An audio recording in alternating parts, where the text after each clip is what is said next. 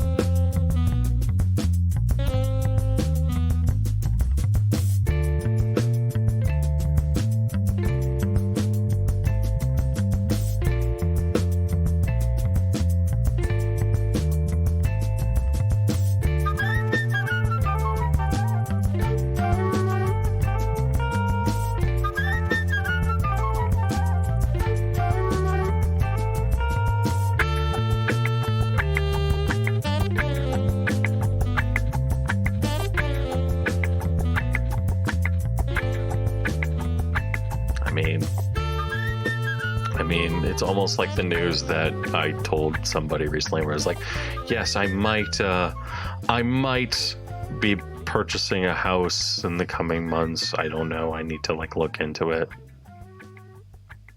And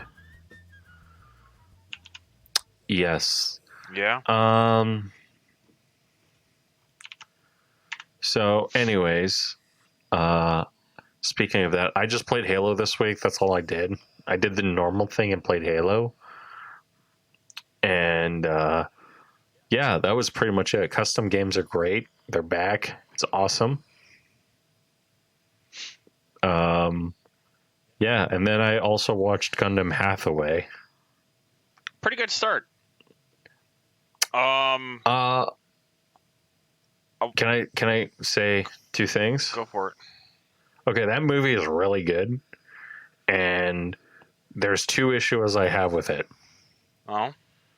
The one thing I have an issue with is the final battle. I feel like is all CG, and it shows in the animation a lot. But the choreography, is done really well, and I like it a lot. But it just doesn't feel as fast as other UC animations. And the problem I have is the first battle with an MS, where it's an actual enemy MS, is done so well that it makes that battle so anticlimactic. I disagree. Mostly due to the way that okay, so the first problem is it feels slower than other UC stuff, right? It does not, because I watched Char's Rebellion just recently, and yes, Char's Counterattack, CCA, and they don't move much faster than that either. The mechs move a little bit more sluggishly. They move slower, and the only things that do move fast is when of course, since the whole movie takes place in space, they move a little bit faster in space. But you can still see where the mechs are still maneuvering and positioning themselves to get better shots and stuff like that. So they have to they slowly move around each other and position each other. If you look at 8th MS team. 8th MS team is one of the best ones for the UC because everything moves so slow. Even in the most high-speed combats, which is the Goof versus the EZ-8 fight, which is one of the best Gundam fights in all of Gundam. Everything has a lot of weight behind it. And even though everything still seems to move fast, it doesn't seem to be at a breakneck pace like what happens in in Unicorn, which is I think the problem with Unicorn is in Unicorn when you see the first when the I can't remember what the Gundam is because you see it in the battle for the port town. It comes out of the hangars like in a blaze of glory and stuff like that, and is the main reason why the Federation wins that battle. But the thing is that it moves so cleanly, so fast, so quickly that it kind of feels like out of place compared to everything else in the field, where everything else still seems like to move very slow and sluggish, even though it's pretty fast. Yeah. So I disagree with you on that one.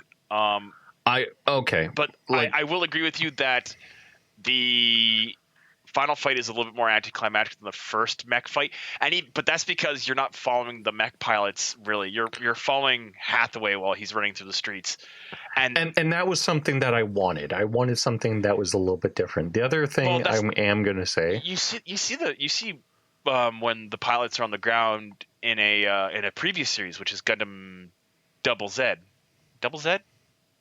I think it's Double Zeta.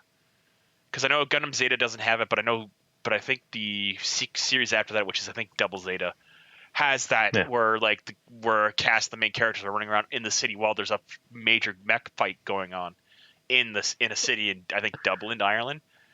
I think that there's a scene in Zeta where it follows Amuro Ray while the RX-78 Mark II is fighting the Psycho Gundam. I don't think so. It could be. I don't know. I'd have to go. Have to go back and look. But I will say this is that is something that is not done very often, and it's very well done. And it really is very interesting to watch. The other issue I have is the Penelope is not even in the movie at all. I have no complaints about that. I'm actually kind of happy they did it that way. The Penelope you see it once and you're kind of like, ooh, this thing's kind of mysterious and crazy, but the Penelope shows up in the first mech fight. And you see it briefly, you don't see it fully until Hathaway and the Penelope pilot go at it, which I think is the smart thing to do with it because it gives you more choices and more decisions to make. Yeah,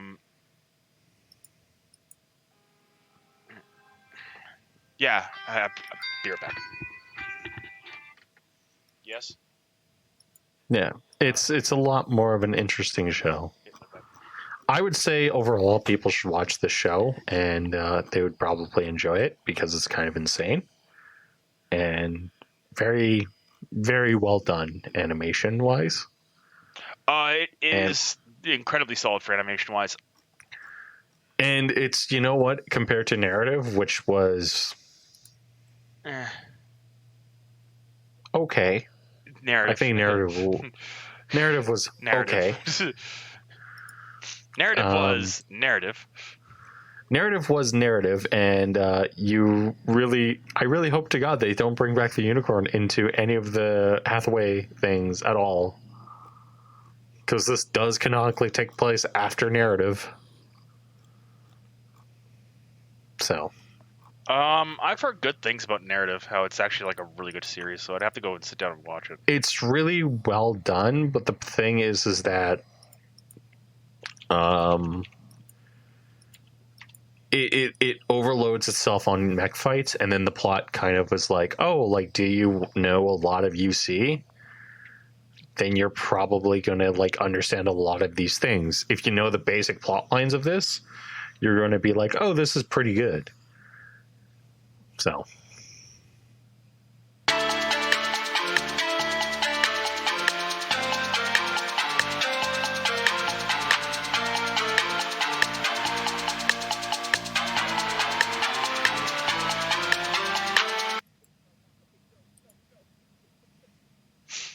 Yeah, I can believe that. Oh, jeez. I've played one game this week. Was it Halo? No, it was Well, no, I played 2, but I haven't played much of the second one yet, so I don't want to comment on it. Even though I know it's a very good game, I don't want to comment on it yet. What game is that? I just finished. Jeez, I kind of just derped out there from one. Homeworld: Deserts of Karak, and it's a strategy game. And I just played the campaign because I know that it's got a lot of online campaign stuff and like that sort of stuff. And while I was playing it, I noticed something that I really liked for the thing. As you play through the campaign, whatever you build in the previous mission carries over. So it's a progressive campaign, which is nice because you don't see a lot of strategy games do that anymore. And I got to a point where I had my entire army built, and I just stockpiled, I think, 30K in resources, and I think 10K in the other more rare resource. I was doing solid, and the campaign's fun. It requires a lot of like, well, do you just do this? Do you position like that? Do you rely more on your air force? Do you maneuver so you have your heavy tanks out front with your light tanks like vehicles on the side? Do you do this? Do you do that? And it's a lot of like kind of like reasonable things. But I got to one mission where I have to fight a former ally, and I was like, all right, my base shows up, I position it away from my enemy, make sure it's safely secured. I maneuver my army. The rest of my army shows up. I maneuver my army over to back them up, and I start to position to go for a thrust at the enemy. And then I hear words that will haunt me now. Cruise missile launch detected. And I was like, all right, fine, whatever. I've dealt with this before. It's not like it's going to be a big thing for me to deal with. It wasn't a big thing for me to deal with until I was like, wait, is it not targeting my base? It was launched about 30 seconds. It was launched about 30 seconds ago. It only takes about 10 seconds to go from one side of the map to the other. Where is this cruise missile? And I panned over to my army. And this army that I had built up from the very start of the campaign had been in the middle of the target zone of the cruise missile. And all my vehicles, except for my heavy cruisers and my battle cruisers and my support cruisers and my artillery cruisers, which is all 4 cruisers you get in the campaign, was all gone. And I had units that were like level 5 experience with all the bonuses. My entire army was just like peak perfection. It was balanced. It was well laid out. And I just paused the game for a second, and I was like, do I restart this level and like go through this struggle again, or do I just keep going? So I decided to keep going, beat the mission, beat the campaign. But man, that final mission was so much harder because I went from 30K resources to 1,000 by the end of that mission, just replacing my army. Oh, that sucks, man. And I was just like, that. And it's a game where actually keeping your army alive is beneficial. I actually kind of got a little bad with my light cavalry units, kind of like the very fast scout units that you'd send out to wide flank around that would skirt around the enemy's main force and go after their heavy armor or their artillery just to harass it. But the problem was, as you got further on, they became a little less and less viable, but you still needed them because they were good for scouting, marking out targets, making sure you knew where everything was. So I went from having a formation of 8 of these vehicles that were like level 3 and up to level 5. I went from having a solid core of these guys to having nothing. I went from my 16 medium assault tanks to having none that had no experience. I went from having all my railgun tanks just having no experience. I went from having I was like physically hurt when I saw this happen and realized what happened. I was like, I had grown used. They all had names too. I hate to break it to you, but every one of your units on the map will have a character name on it. You'll just hover. Mm-hmm. You'll hover over where, like, on the bottom right hand side of the corner, they'll show what the rank is for the character. And if you hover over the rank, guess what? It reads the character's name up to you, and you're like, oh, I'm sad now. But it is a fun game. It does have some balancing issues. Aircraft are really strong in this game. So much so that I ended up beating when I first got aircraft in the campaign.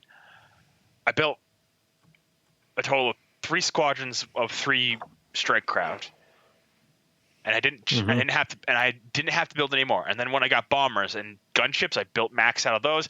Gunships fly circle over whatever you place them over. Bombers are just wipe out whatever I hit, and strike craft, they'll target a single thing, blow it up, and make sure it doesn't fucking move ever again. And it's really strong because technically in the early game, AA has to be stationary to shoot at aircraft, which means SAM sites are really dangerous to you, but you don't really see those till later in the campaign. So I was like, all right, it was awesome. I was just wiping the field with my aircraft, wasn't worried about anybody having to fight me and stuff like that. And then the enemy got AA guns that could move and shoot, and I didn't know this. And I set a squadron of strike fighters in. And they went in, and I saw an AA target that was moving. I was like, oh, that's awesome. I'll just blow it. And I watched 2 of my aircraft immediately get shot out of the sky. And I was like, oh no. Ah! Get away. And then I stopped airstriking everything, and the game got a little bit harder again. And it was like this really weird curve. Throughout the entire campaign, it's actually it's fairly consistently hard on its difficulties. So you get support cruisers, which are the repair and secondary resource gathering stations for your army. So you get 1 at the very start of the campaign, and it has very light defenses. It's got a lot of HP. It can heal, all this wonderful jazz. And you technically got another unit that can heal, but she's kind of important, so you have to keep her alive. And then you get the rest of your army, which will start off with the scout vehicles, medium assault tanks, and then rail guns.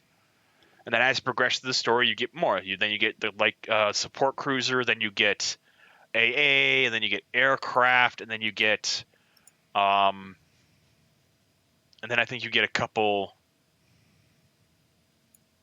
And then you get base runners, which are a support unit. And as you're going along, you slowly pile up what kind of formation you want, and it's really cool. But it's a soft climb up, and then you hit aircraft, and it kind of plateaus for a bit, and then enemy gets mobile anti-air, and it spikes back. It starts to climb, and then when you hit that second last mission, where you fight a former ally, depending upon how you win that, the final mission will be a breeze, or it'll be insanely hard. And it was insanely hard for me because I fucked up, but it was still really fun. Desert Sub Karak, though, is a prequel game. Well, yeah, prequel game to Homeworld, which is the strategy game, 4X game, which is really fun. I've played it before. I never actually got to play it fully through, but now that I own it and now I'm playing the remastered edition, I'm actually excited to play it because, much like Desert Sub Karak, it has a progressive campaign. So as you proceed through the campaign, you get more units. I've already been advised, don't build a big fleet. And I'm already understanding why. Because if you have a big fleet, the computer will adapt its strategy to you. So if you show up to one mission with a big fleet, the AI takes note of that, and then it sends a big fleet after you. A big fleet that you can't win. So you have to be I need X number of fighters and bombers, but I need maybe 10 of each. I shouldn't have anything more than that. I have a single carrier. That should be good to carry them. I have 6 corvettes. Do I need 6 corvettes? Or can I get away with or can I get away with 4? I have 6 frigates. Do I really need 6 frigates? Maybe yes, but I could probably get away with only 2. And you kind of sit there, you're managing your resources and stuff like that to make sure that you're not going too far, to make sure that you can just do what you need to do and then get away. It's really fun. I really recommend these games.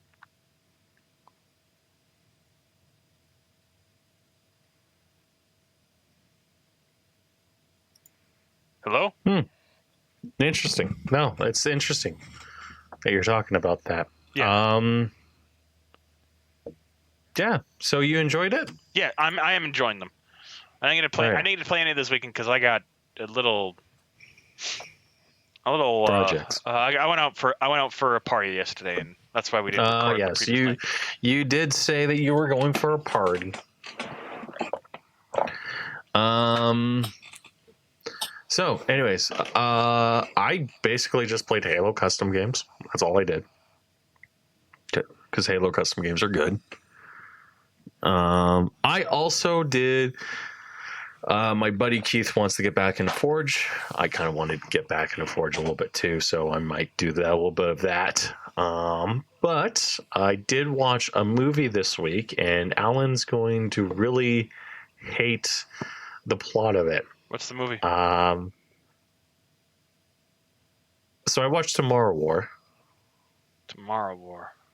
I think I've already It's seen Amazon. It's the pretty good. Tomorrow War.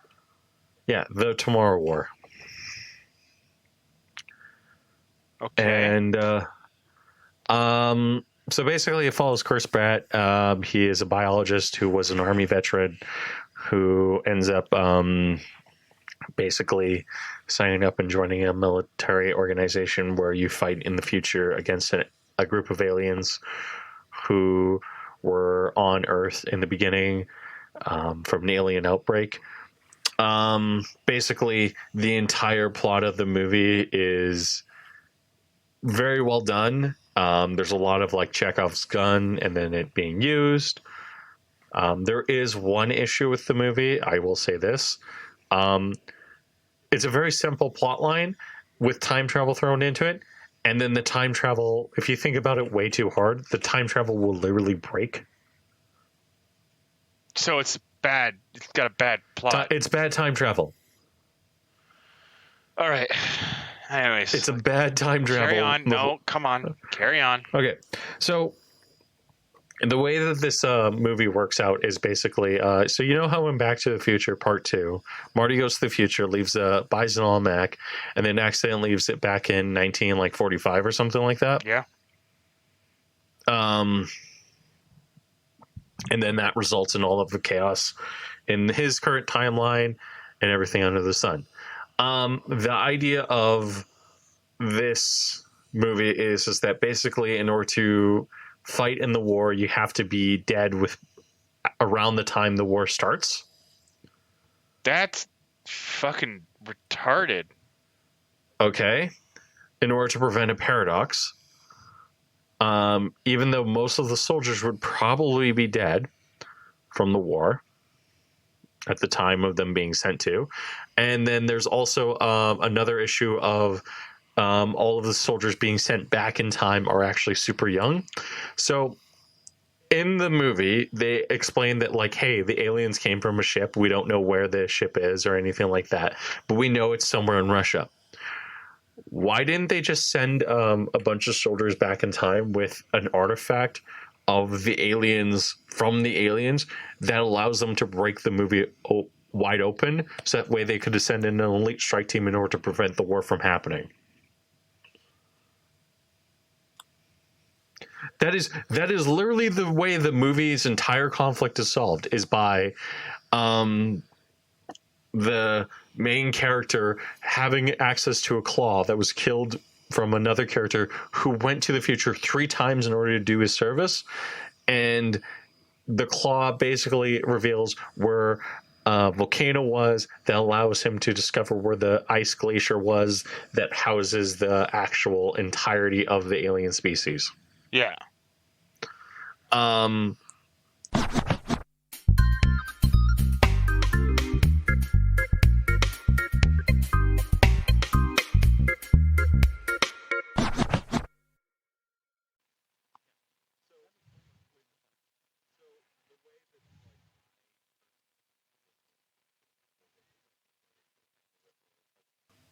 Yeah. So the way that, like, I personally think that this movie should have handled it is, I think that it should have handled it where it's like, it should have been the branch timeline where it's like, oh yes, like it's implied that like, oh yeah, no, most of the characters who die in this universe the are going to problem with the die for story is the real, idea that you and need the to go find consequences are the original real. source That's of the what I area think and they stuff wanted like to go with, but it should have been All implied, this, and that should have been kind of specifically jank stuff mentioned. for time travel to make it work. Okay. So that's the back half of the third. That's the beginning of the third act. The entire first and second part of the acts are all about basically the first act is Chris Pratt gets declined from a job.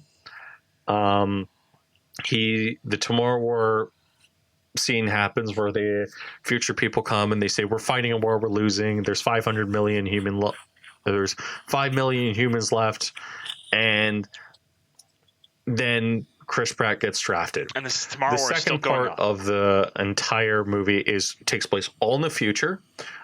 Chris Pratt meets his daughter. The Tomorrow War is still going on. He basically helps his daughter develops a neurotoxin, which he goes back in time with the neurotoxin with an express mission of finding the White Scars and killing them and eliminating their species. The third part of the movie is basically Chris Pratt reconciles with his dad, who's a Vietnam vet, to break international law in order to find the White Scar ship, which is buried in a glacier that ends up basically That's fucking retarded.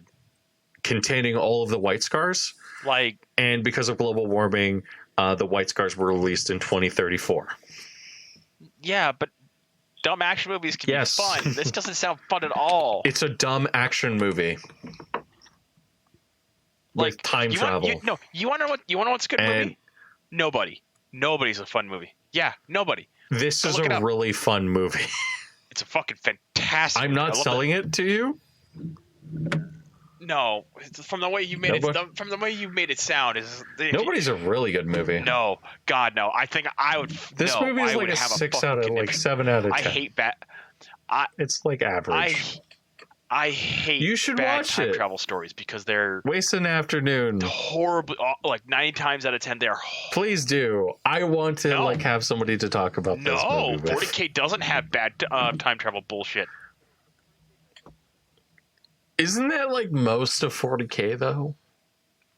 Let me rephrase that. There are things that happen. Like, hey, no, because 40K has like really dumb. We have arrived. 40K is like oh, the warp does stupid things. That's about 10 months before we left. Like, I know we have arrived early. Apparently, that can happen with the warp. It doesn't happen super often, but it can happen. More often than not, but the thing is there's also. Yeah. The action scenes, I will say, in this movie are very well done. And there are a couple things that you could do to make the plot better, but it's very serviceable. And I would say that I would rather watch Nobody than this. But this was free, and I was kind of getting eaten alive, and I enjoyed it. Because the action scenes are very well done. It's a very like the entire ending scene. If that was an entire movie of like, hey, these alien creatures, like we found a ship and buried in the ice. Oh no, the one that we like took is actually like super hostile and eats humans. Okay, we have to send an elite strike force in to kill all of the aliens with this neurotoxin that we developed. That would be an interesting movie. But it's like the way it feels is like it feels like there's two very distinct movies there, and one should end with the character dying, and the other one should end with like the character being something else.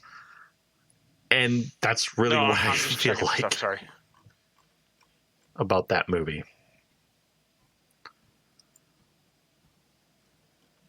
Hello?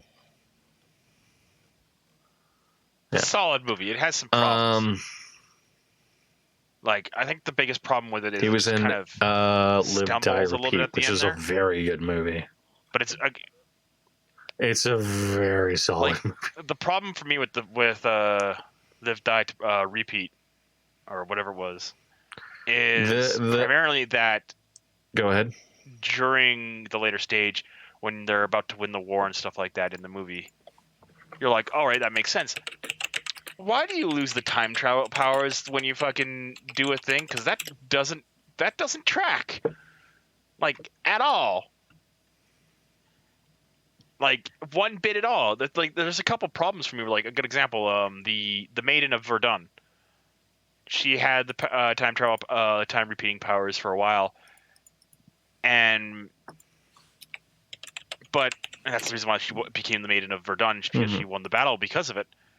But I'm kind of like sitting there, it's like, well, why would you lose the powers after you win that battle? That doesn't make sense for a lot of things, because it kind of means that, like, it's kind of an arbitrary thing that just kind of happens. Which, if that's the case, you wouldn't let any of your, like, alphas or anything like that anywhere near the front line if you're a smart species, especially if they have that time skip power.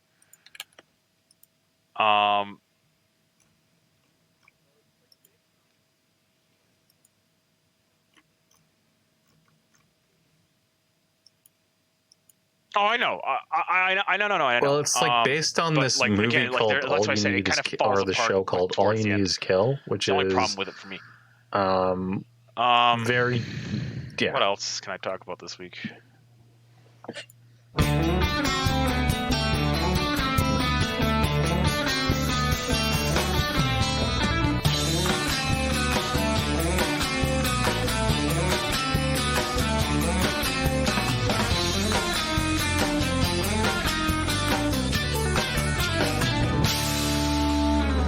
It's like that old Kuhl theory idea. The number of Kuhls being the number of abstract distances from reality you are.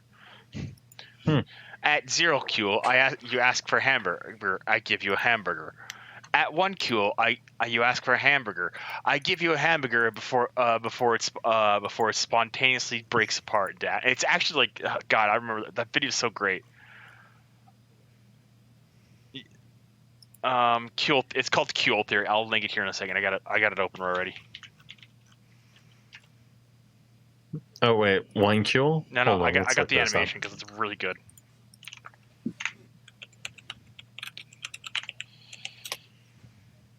Kuhl theory. Okay.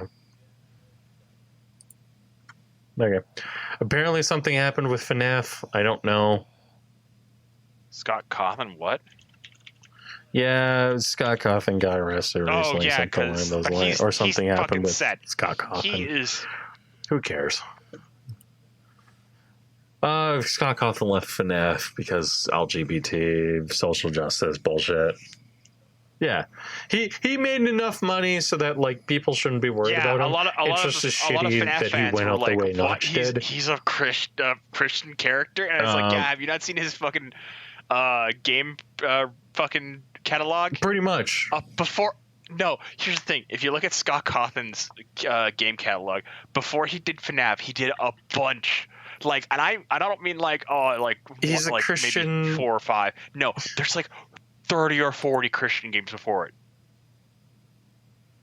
and they are Christian games. And he'd been going for about like 10 years at that point when he made FNAF, and he got struck lightning, and became famous off of FNAF.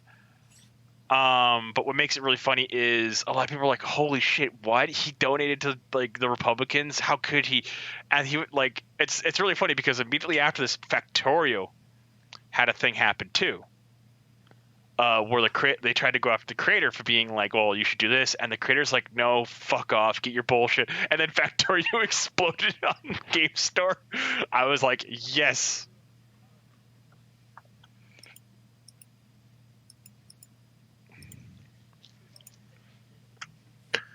Yeah, no, Factorio. Wait, actually, no. You know what? I need to buy Factorio. That's what I'm doing right now. Hold on. Fuck off. Shut up. It went. Yeah, no, that's still going. There's just different games now. It's not every game was. Not every game. Well, no, the Steam Summer Sale is still going on, isn't it? Oh, this. Yeah. Oh, yeah. No, it did technically end. Yeah. No, it's just the demo right now. Yeah, there's no sale going on right now. Oh well. Oh geez, there. Oh geez. I guess I'll buy it at full price. Yeah, you know what? Like, actually, you know what? I should probably play more RimWorld too. Make that lesbian colony I want to make.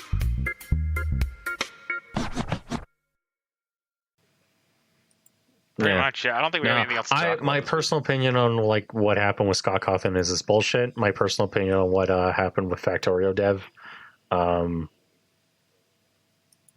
that is probably the most based thing ever that we've seen, is somebody just going, fuck you. Because a lot of those people are just power hungry idiots and losers. And we're trying to end I'll the say podcast. one last thing. I want to go to bed. Because this is on the topic list. Top scientists said it took a year why it took a year in order to investigate the Wuhan land. Yeah, we're not. No, you should not be a scientist. Fuck off. Touch that. Okay. Thank you for listening to the Blackline Games podcast, episode 308. Thank you, Josh. Thank you, Alan. Sorry for keeping you up past your bedtimes. And thank you, listener, for joining us. Have a good week. Bye.